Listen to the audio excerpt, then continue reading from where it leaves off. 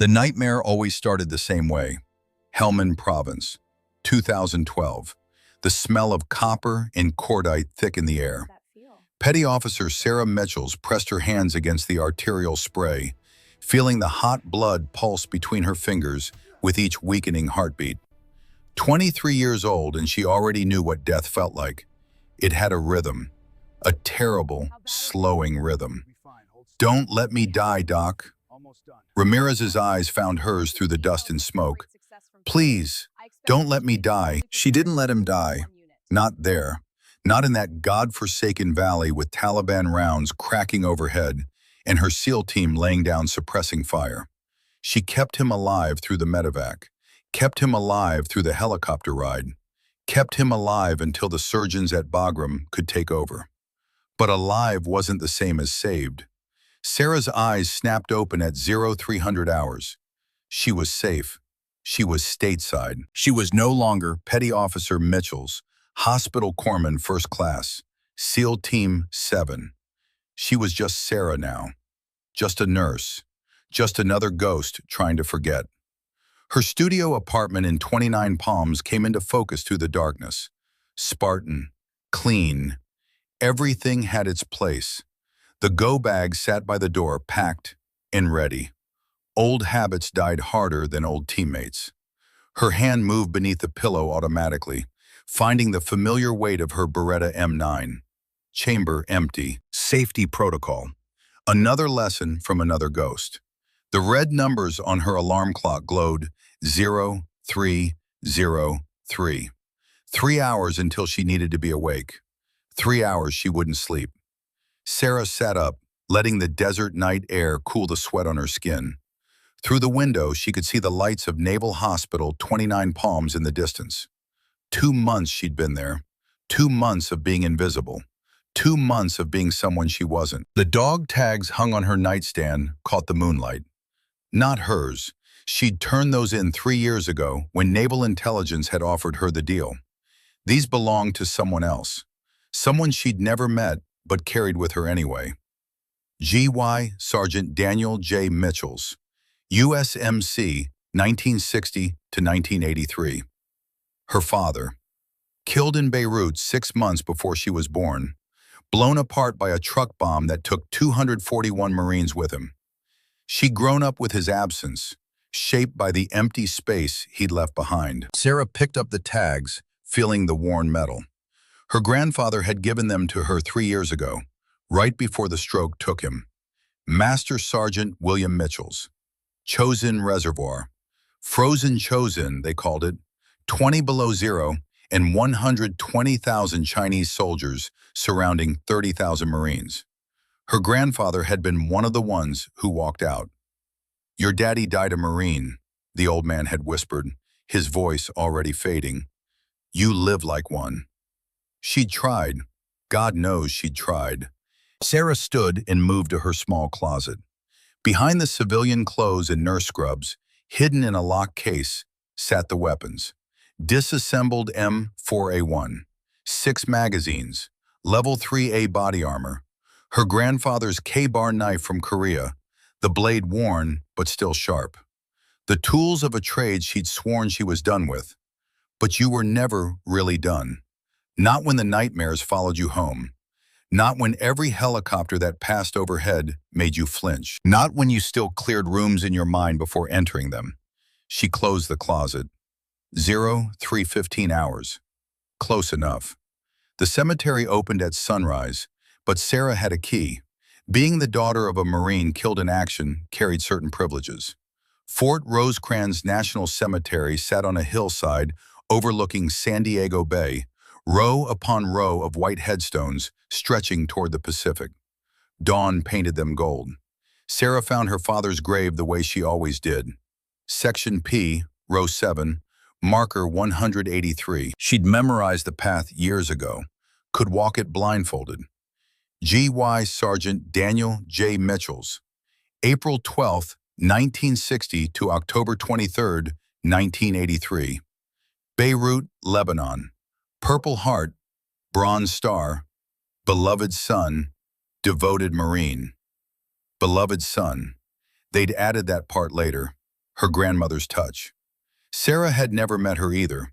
Cancer took her in '95. The Mitchells family had a habit of dying before their time. Sarah knelt, placing her hand on the cold marble. She was having conversations with a ghost who'd never held her, never seen her, never knew she existed. "I'm still serving, Dad." Her voice was quiet in the morning stillness. "Just differently now." A helicopter passed overhead. Navy Seahawk, probably from North Island.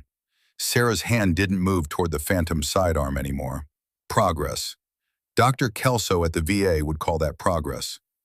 "They say I need to move on, find peace, stop living in the past." She traced her father's name with one finger. But how do you move on from something you never had? How do you find peace when you don't know what it looks like? The stone offered no answers. It never did. Sarah stood, brushing grass from her knees. 6:20 hours. She needed to get moving.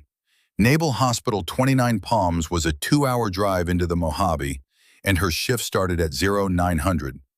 Can't be late, can't draw attention, can't be anything other than perfectly, invisibly normal. She walked back to her truck, a 10-year-old Ford Ranger that had seen better days.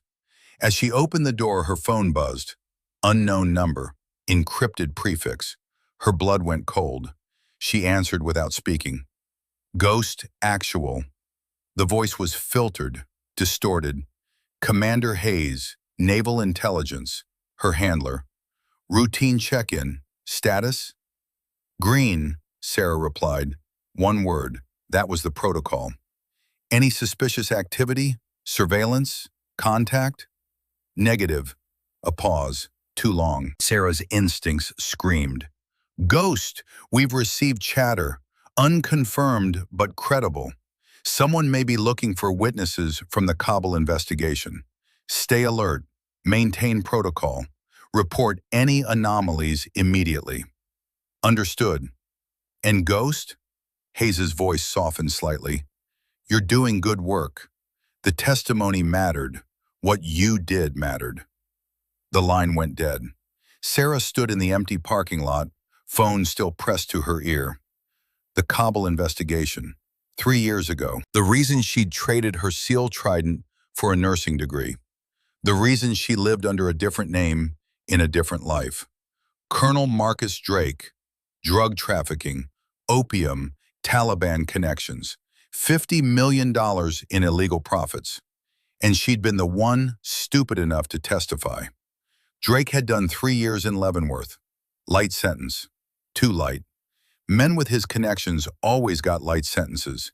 He'd been released 6 months ago, and now someone was looking for witnesses. Sarah got in her truck and drove into the rising sun.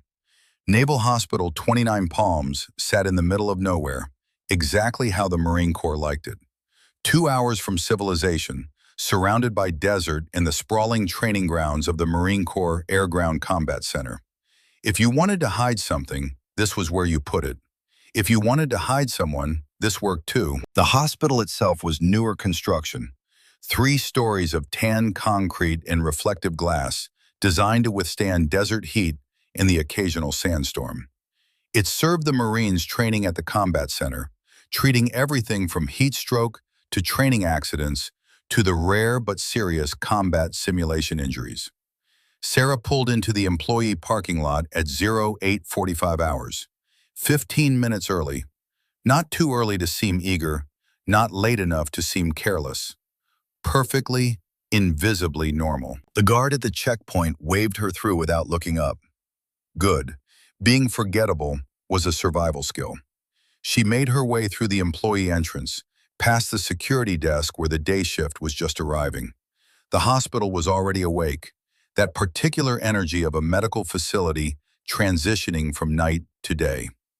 Nurses giving report, doctors making rounds, the smell of industrial coffee and antiseptic. Sarah headed for the locker room to change into her scrubs when she heard the voice. "Attention, on deck!" Every Marine in the hallway snapped to attention. Sarah's body moved before her mind caught up, back straight, eyes forward. Old training, muscle memory. She forced herself to relax, to slouch slightly like a civilian would, like a nurse would. Gunnery Sergeant Frank Caldwell walked through the corridor like he owned it, 68 years old and built like a brick wall that time had weathered, but not weakened. 6'2", maybe 200 pounds of old-school Marine Corps muscle and scar tissue. His uniform was pressed sharp enough to cut, his ribbons telling a story that spanned 5 decades. Sarah recognized the important ones at a glance. Cold War service, Beirut, Grenada, Panama, Desert Storm, Afghanistan, Iraq. The man had been everywhere, done everything, and survived it all. His eyes swept the hallway, missing nothing. They passed over Sarah without stopping, but she felt the weight of his assessment anyway. He was head of hospital security. She'd been briefed. Former first sergeant, multiple combat deployments, mandatory retirement at 68, but kept on as a civilian contractor because nobody else wanted the job and nobody could do it better. He was also, according to the hospital gossip, a magnificent bastard who didn't suffer fools, didn't trust easily, and absolutely did not believe that young people these days had what it took. "As you were," Caldwell said, his voice carrying the particular authority of a man who'd spent 50 years making junior Marines jump. The hallway relaxed. He continued his morning inspection, checking sight lines, testing door locks, examining fire extinguishers like they were weapons in an armory. Sarah ducked into the locker room before he could circle back. Her heart was pounding harder than it should. Caldwell was just another Marine, just another veteran, no threat, no danger, but her instincts weren't convinced. She changed into her scrubs, pulling her hair back into a simple ponytail. The mirror showed her what she needed to see. Sarah Mitchells, 26, civilian nurse, new to the hospital, quiet, competent but not remarkable, forgettable. Not petty officer Sarah Mitchells, hospital corpsman, first class, SEAL Team 7. Not ghost actual. Not the woman who treated bullet wounds in Helmand Province and knife wounds in Kandahar. Not the woman who'd held dying men and told them lies about how they were going to be fine. Just Sarah. Just a nurse. She headed for the emergency department. The ED at Naval Hospital 29 Palms wasn't like civilian hospitals. Most of the patients were young, fit Marines with training injuries, heat stroke, dehydration, broken bones from tactical training. Occasionally something serious, but mostly it was patch them up and send them back work. Sarah's first patient of the day was a lance corporal who'd managed to break his wrist during a pugil stick competition. 20 years old, crew cut, still riding the adrenaline high of whatever testosterone-fueled stupidity had led to the injury. "Ma'am, I'm fine, really," he insisted as Sarah examined the wrist. "I can still fight."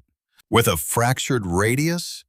Sarah's hands moved with practiced efficiency, palpating the break. "Clean fracture, no displacement, but painful. You'll be in a cast for 6 weeks minimum." "But my unit ships out in 3 weeks for Mojave Viper. I can't miss that." Sarah met his eyes. She'd seen that look before. The desperate need to prove himself. The fear of being left behind. The certainty that missing one training rotation would somehow end his career before it started. "Lance Corporal," she said quietly, "you know what's worse than missing one training rotation? Getting to a real deployment with a wrist that didn't heal properly and failing your team when they need you most. You heal now, you come back stronger. You rush it, you're a liability." Something in her voice made him stop protesting. Maybe he heard the experience behind it. Maybe he just heard the absolute certainty of someone who'd been there. "Yes, ma'am," he said finally. Sarah splinted the wrist with movements that were too precise, too practiced for a nurse who'd supposedly never deployed.